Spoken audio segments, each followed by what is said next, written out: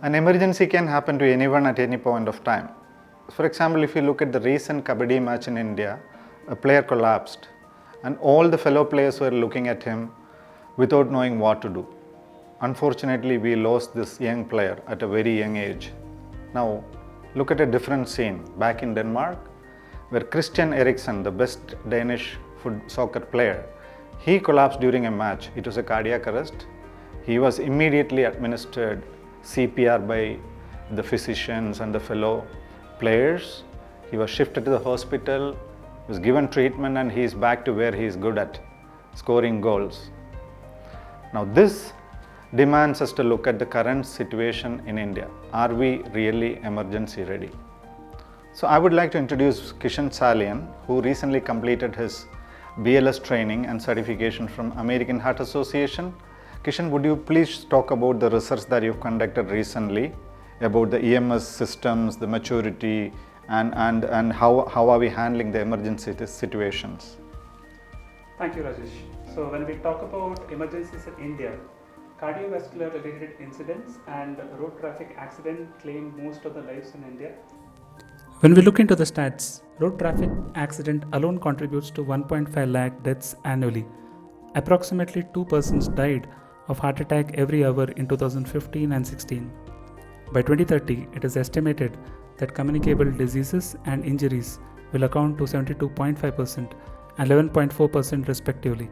This shows there is an urgent need to build a robust emergency medicine services and embed proper education on acute care in India. When we talk about emergencies, it is very important for us to also understand the emergency medical services in India.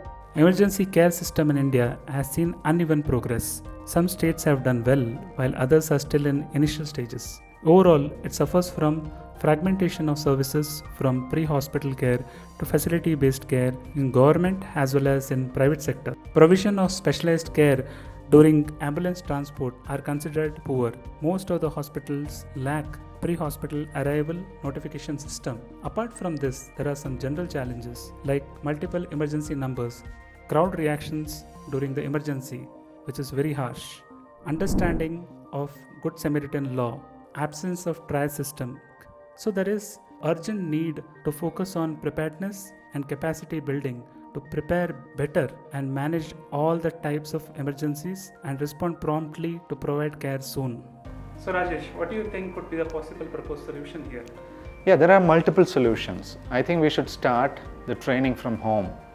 You should go back and train your immediate family members first. Then you should go and train the rest of the colleagues or people staying in your community. I think residential community is very important. And then if you look at schools, if you look at Europe and US, the training starts from the schools. In India, I think that's the need of the hour. We need to start this kind of emergency life-saving training from the schools itself.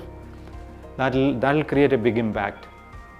Secondly, during an emergency, what do you do now? You need to remember multiple emergency toll-free numbers, right? Some of them may not be reachable, but instead of that, why don't you, a wild thought, millions of Indians have downloaded the Arogya Setu app. Why don't we have a single SOS button in that? That'll be really impactful.